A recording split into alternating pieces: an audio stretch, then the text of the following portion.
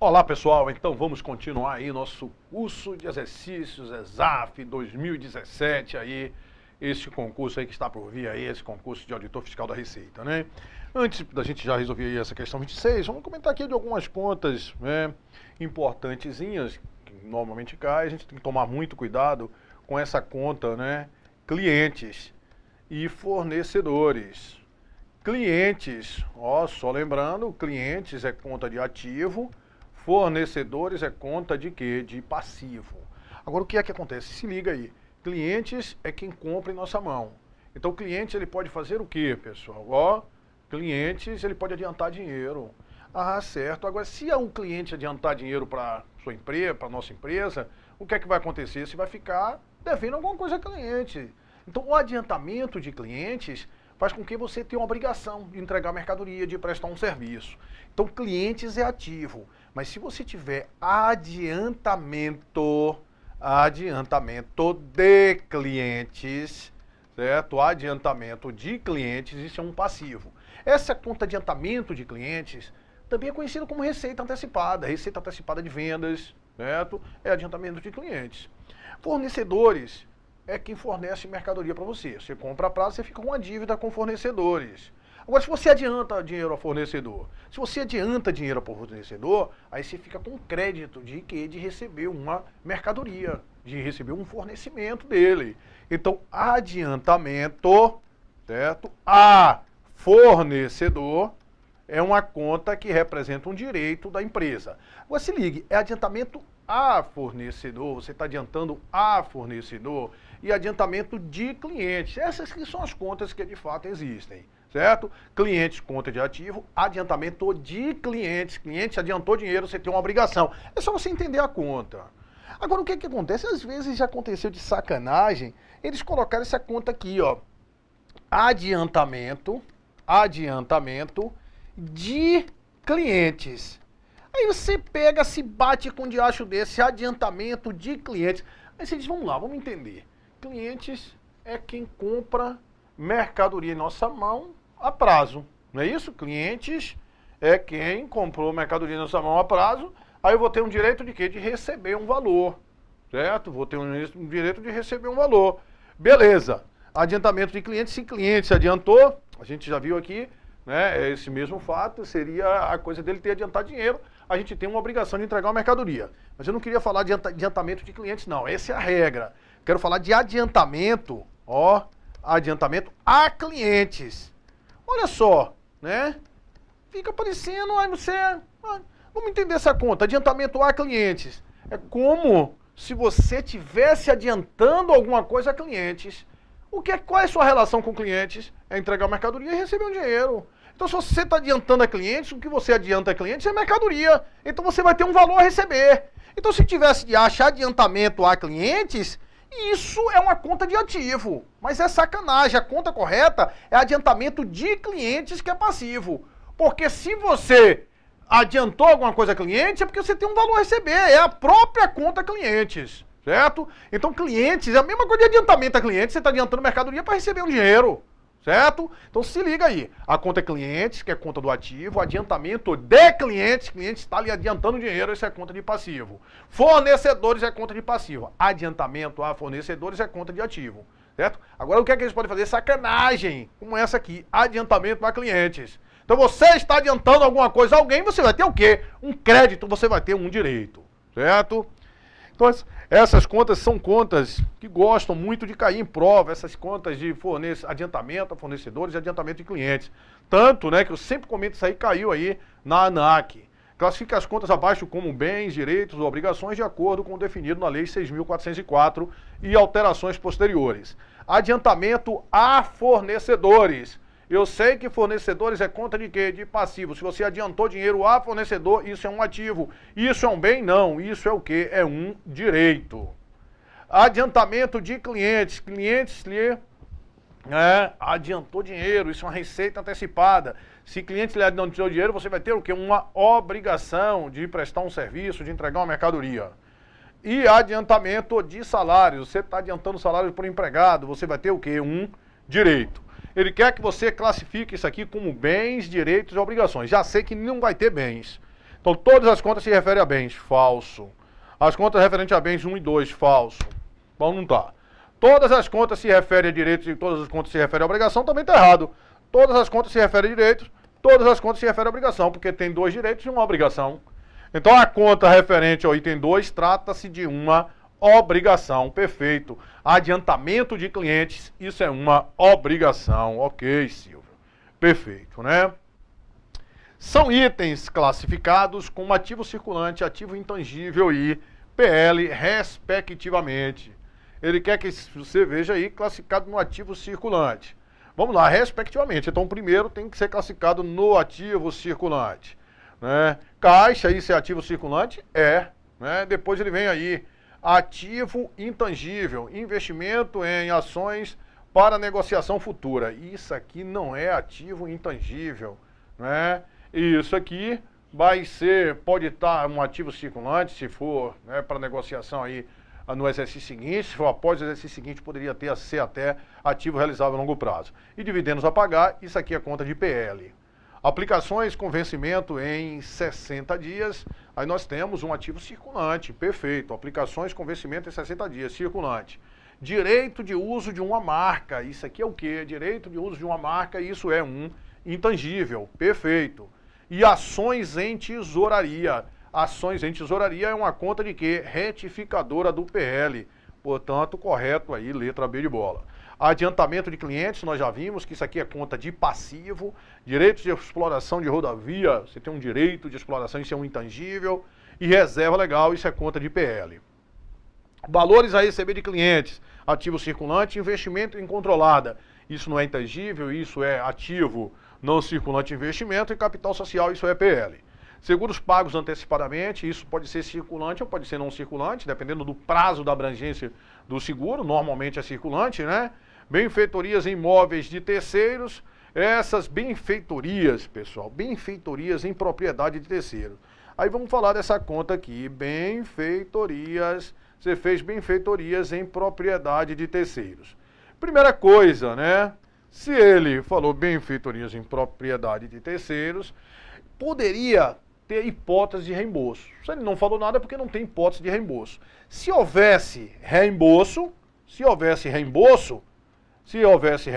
isso aqui seria um direito. Poderia ser no ativo circulante ou no ativo realizável a longo prazo. Né?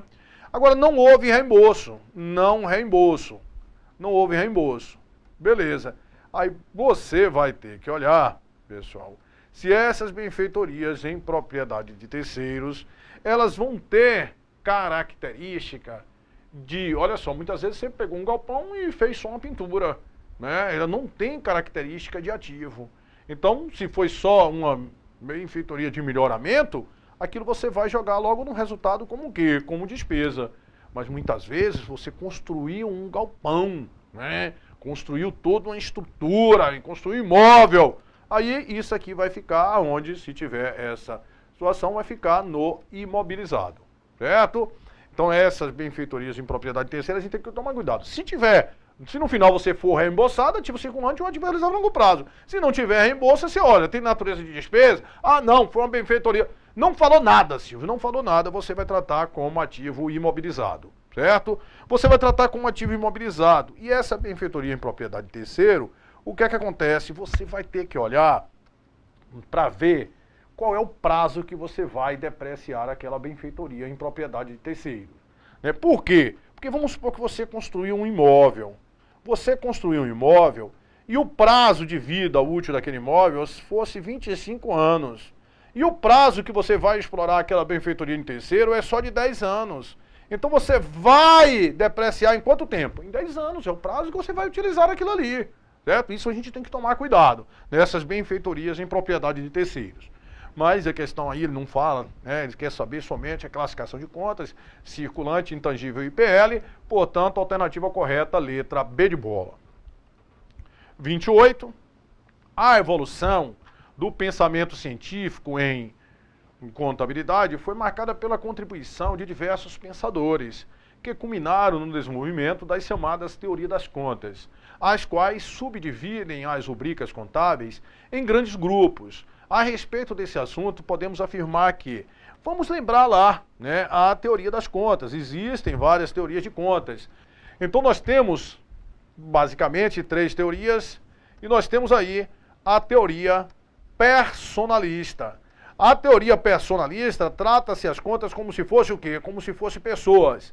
E divide as contas em contas do proprietário e conta dos agentes. Contas do proprietário. Quais são as contas do proprietário? O PL e suas variações. Ou seja, o PL, receita e despesa. Ah, certo, Silvio. Então, PL, receita e despesa fazem parte das contas do proprietário. E conta dos agentes, ele divide, por sua vez, em agentes consignatários e agentes correspondentes. Consignatários são os bens e correspondentes são os direitos e obrigações perante terceiros. Essa é a teoria personalista. A teoria materialista, né, trata as contas como se fosse ingresso e saída de valores, né? E essa teoria materialista divide as contas em contas diferenciais e contas o quê? E contas integrais. Diferenciais e contas integrais. Diferenciais, você lembra aí, diferente, receita e despesa. E eu sei que você associa com a teoria personalista. Então, as diferenciais são as mesmas do proprietário. Ó. Então, vão ser PL, receita e despesa. PL, receita e despesa. E as integrais vão ser bens, direitos e obrigações. Certo? Integrais, bens, direitos e obrigações. E diferenciais, PL, receitas e despesa. Ok.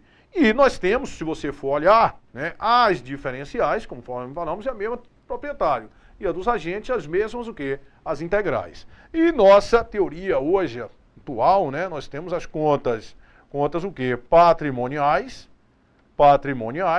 E as contas patrimoniais são as contas de quê? Patrimoniais são contas de ativo, passivo e PL, do patrimônio. E as contas diferenciais. As contas diferenciais são contas de quê? Patrimoniais diferenciais. Patrimoniais e contas de resultado. Patrimoniais e contas de resultado. E as contas de resultado são contas de receitas e conta de despesa. Essas contas patrimoniais, nós já falamos, elas têm o que? Tem vida eterna, né? Ou seja, o saldo que ela termina um exercício, ela continua o exercício seguinte. E essas contas de resultado, elas têm, né, vida de um exercício social. Terminou o exercício social, elas são zeradas para apurar o resultado do exercício e ela começa no exercício seguinte com os saldos zerados, né? Importante aqui, só na hora de que a gente está falando de contas, só para a gente, né? Essas contas, por exemplo, a conta caixa, né? A conta fornecedor. Essa conta caixa, ela vai ter saldo o quê? Ela tem um saldo sempre devedor, fornecedor tem um saldo sempre credor. Então, essas contas que têm saldos, né, de um tipo somente, elas são ditas contas estáveis. São contas estáveis, elas só têm saldo devedor e elas só têm saldo credor. Ou se existem contas que têm saldos instáveis, que são contas, né, instáveis, existem, né? Por exemplo, a apuração do resultado do exercício. Ela pode ser credor ou pode ser devedor. Né, essa conta de resultado. As contas de despesas, no final, a conta de despesa, ela sempre tem saldo devedor. As contas de receita, elas sempre têm saldo o quê? Credor. São contas estáveis, certo? Agora, tem contas, né? Agora, a conta caixa, por exemplo, ela mesmo tendo saldo estável devedor, ela recebe lançamento tanto do lado do débito quanto do lado do crédito. Então aí a gente diz que são contas bilaterais. Olha só, uma coisa é ser conta estável, só vai ter um tipo de saldo. Agora uma coisa é receber lançamento dos dois lados. Se recebe lançamento dos dois lados, a conta é denominada bilateral. E se só recebe normalmente lançamento de um lado, a conta é denominada conta unilateral, que é, por exemplo, o capital social. Ele normalmente você só aumenta o capital social. Né? Excepcionalmente é que você diminui o capital social. Então, o capital social é considerado uma conta, né, unilateral. Ela só recebe lançamento de um lado. Certo? Então, vale aí a gente comentar essa coisa em relação aí às contas. Perfeito? Então, a gente já viu aí que a respeito desse assunto aí, dessa classificação lá da teoria das contas, as quais, né, podemos afirmar, A teoria personalista subdivide as contas em contas do proprietário e conta dos agentes consignatários. Não. Proprietário e conta dos agentes, esses divididos em agentes consignatários e agentes correspondentes. Portanto, falso.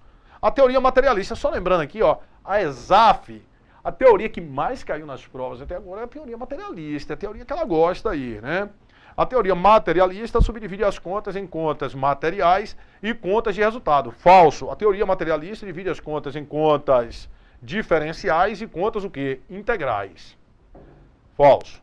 A teoria patrimonialista subdivide as contas em contas patrimoniais e contas diferenciais. Falso. Em contas de quê? Em contas de resultado. A teoria personalista subdivide as contas em contas do proprietário, teoria personalista, e conta dos agentes correspondentes. Falso. Dos agentes, dividindo consignatários e correspondentes. A teoria materialista subdivide as contas em contas integrais e contas diferenciais. Portanto, a alternativa correta, letra E. Questão 29. A teoria materialista das contas é aquela que classifica todos os títulos contábeis como sendo teoria materialista, classifica em quê? Em contas diferenciais, PL, receita e despesas, e integrais. Em contas diferenciais e em contas integrais, portanto, a alternativa correta, letra B de bola. 30. Observemos o seguinte fato contábil.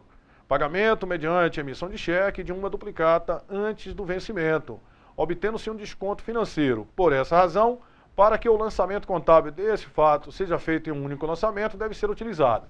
Aí vamos lembrar das chamadas formas ou fórmulas de lançamento.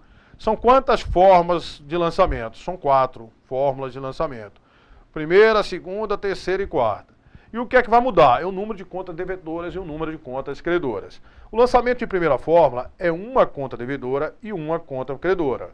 O lançamento de quarta fórmula, mais de uma, duas ou mais de uma conta devedora e mais de uma conta credora. Lançamento de segunda fórmula e de terceira fórmula, esses são os que realmente têm mais incidência e prova. Lançamento de primeira e lançamento de quarta fórmula normalmente não cai.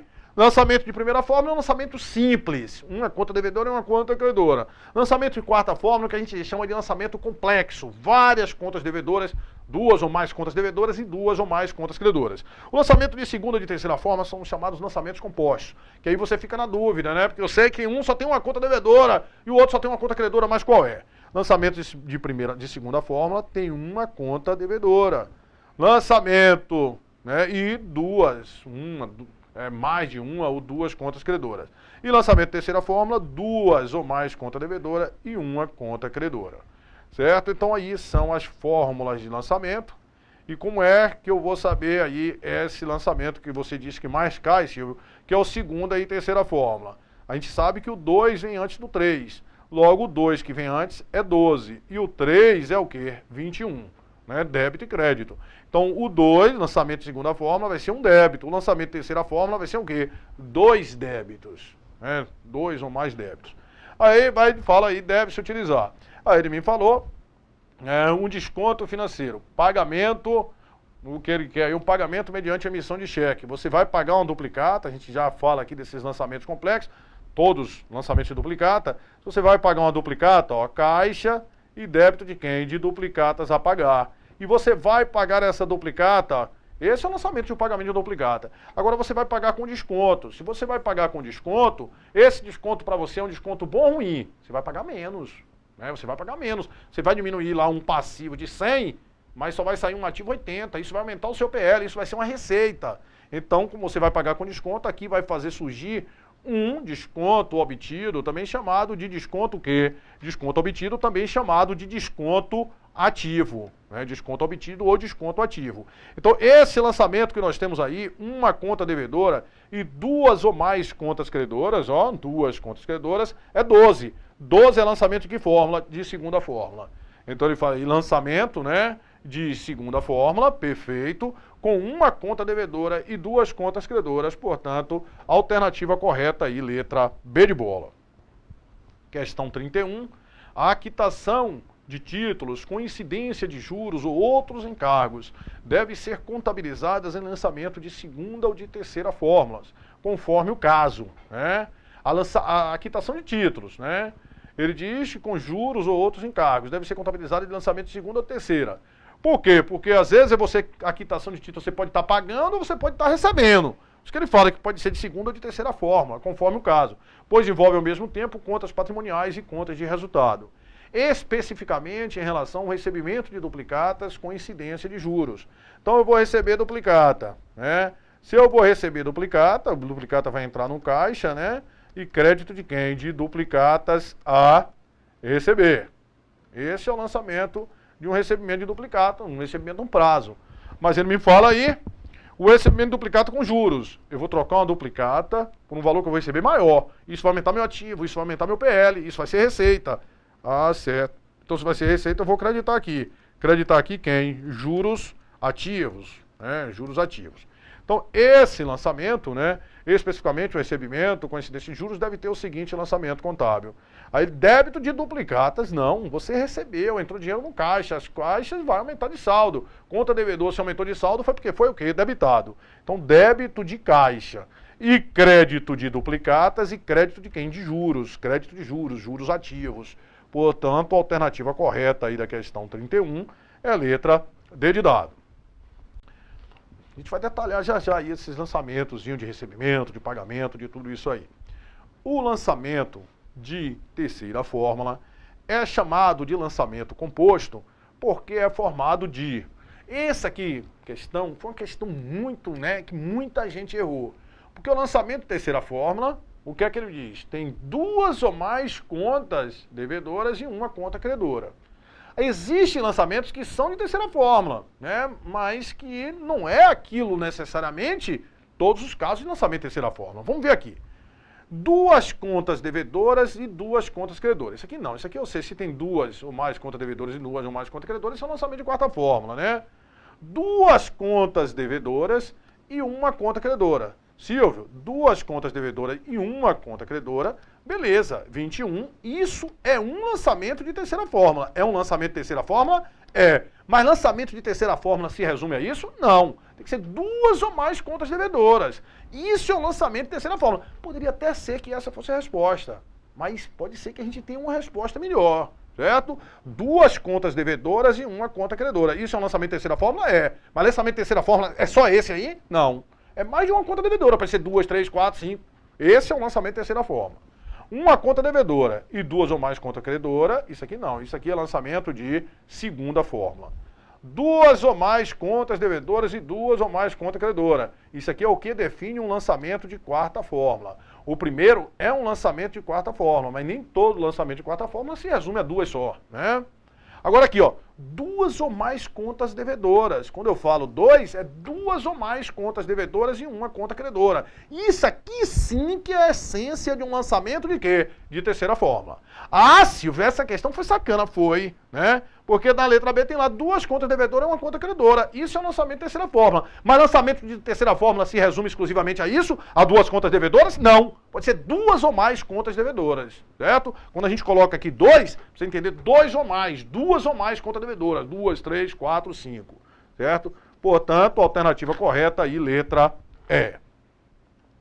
Questão 33. A empresa Material de Construção Limitada adquiriu essa questão e quer saber aí os fatos, né? Fato administrativo, qual foi aí, né? Olha só, pessoal. A contabilidade registra os fatos que alteram o patrimônio, né? Esse registro dos fatos que alteram o patrimônio, tanto seja quantitativo ou qualitativo, né? Alterou o patrimônio, isso vai ser objeto da contabilidade. Existem acontecimentos que não vão alterar o patrimônio de início, né? Pelo menos imediatamente não altera. Uma circular, uma advertência a um funcionário, uma instrução normativa, alguma coisa que você vai ter lá, uma portaria, né? Uma portaria, isso não vai alterar o patrimônio de início. Então isso aí são atos, né? Atos administrativos. E os fatos, chamados fatos contábeis ou fatos administrativos, alteram o patrimônio e são objeto da contabilidade. E esses fatos dividem-se em fatos permutativos, né? Fatos permutativos, fatos modificativos, fatos permutativos, modificativos e fatos mistos, certo? Os fatos permutativos, eles vão ser permuta entre os elementos patrimoniais, certo? Eles não vão alterar quantitativamente o PL. Não alteram quantitativamente o PL. Os fatos modificativos, eles vão alterar o PL, para mais ou para menos. Então nós poderemos ter fatos modificativos aumentativos ou fatos modificativos diminutivos. E os mistos, né, vai ter uma permuta entre os elementos e eles vão alterar o PL, certo? Ou seja, simultaneamente o fato misto, ele é um fato permutativo e um fato modificativo. Então, o fato permutativo, compra de mercadoria à vista, pagamento de fornecedores, pode ser permuta entre elementos do ativo, entre elementos do passivo, né? Beleza. Agora, os fatos modificativos. Fato modificativo, você reconheceu uma receita, você reconheceu uma despesa, porque isso modifica o PL para mais ou para menos, certo? Modificativo, modifica o PL quantitativamente. E esses fatos mistos, eles vão se resumir a esses 4 fatos aqui, basicamente, você tem 4 fatos. Pagamento de duplicata com juros, você pagou a duplicata e diminuiu o PL. Então teve um fato permutativo, que foi o pagamento da duplicata, e diminuiu o PL. Fato o quê? Misto. Misto aumentativo, misto diminutivo. Então pagamento de duplicata com juros, pagamento de duplicata com desconto, misto. Recebimento de duplicata com juros e recebimento de duplicata com desconto, misto. Também. Fato misto, isso aí. Aí o que é que acontece? Para a ESAF, que é nossa banca, o que é que eu quero que vocês saibam? Para a ESAF vai se resumir isso aqui, né? O fato permutativo, ele vai envolver exclusivamente contas patrimoniais, certo? Isso é fato permutativo. Só vai ter contas patrimoniais. Os fatos modificativos, eles vão ter contas de despesa, receita e despesa, vão ter conta de despesa, esses fatos modificativos. Porque o que é que acontece? Existem fatos, por exemplo, o aumento de capital, a integralização de capital. A integralização de capital, se você for olhar, ela vai aumentar o PL quantitativamente, a integralização de capital. Aumenta o PL quantitativamente. Então, se aumenta o PL quantitativamente, era para ser tratado como um fato modificativo, aumentou o PL. Mas para a ESAF, só vai ser fato modificativo se aumentar ou diminuir o PL com receita e despesa, certo? Então se liga nisso aí, isso é muito importante, isso é jurisprudência da ESAF.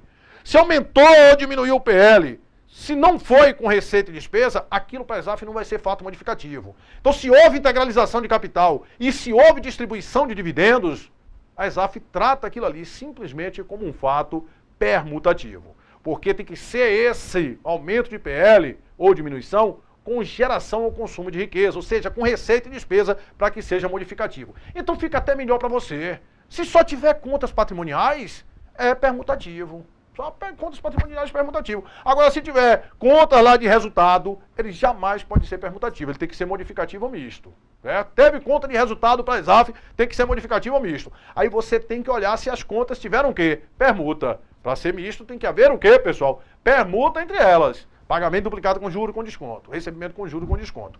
Porque muitas vezes você gosta de decorar a zorra, faz assim, um fato misto, ele tem que ter 2 contas patrimoniais e uma conta de resultado.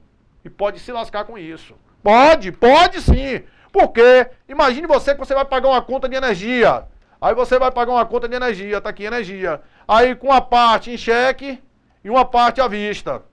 Aqui tem 2 contas patrimoniais e uma conta de resultado. E esse fato não é misto. Por que não é misto? Porque para ser misto tem que haver permuta entre os elementos patrimoniais. Ou seja, teria que sair recurso daqui para aqui ou daqui para aqui. E não está saindo. Está saindo dinheiro do banco para pagar a conta de energia e está saindo dinheiro do caixa para pagar a conta de energia. Portanto, esse fato aqui, pagamento de energia com parte em cheque, parte à vista, esse é um fato que modificativo. Modificativo o quê? Diminutivo. Certo? Então se liga. Para a ESAF, permutativo é somente conta patrimonial. Então se aumentou o capital com reserva, se houve integralização, tudo isso aí vai ser fato o quê? Permutativo. Certo? Modificativo tem que ter aumento e diminuição do PL com receita e despesa. E não pode haver permutação entre elementos patrimoniais. Né? O fato misto tem receita ou tem despesa, se tiver receita mista aumentativa, despesa mista diminutiva, e tem que haver permuta entre os elementos.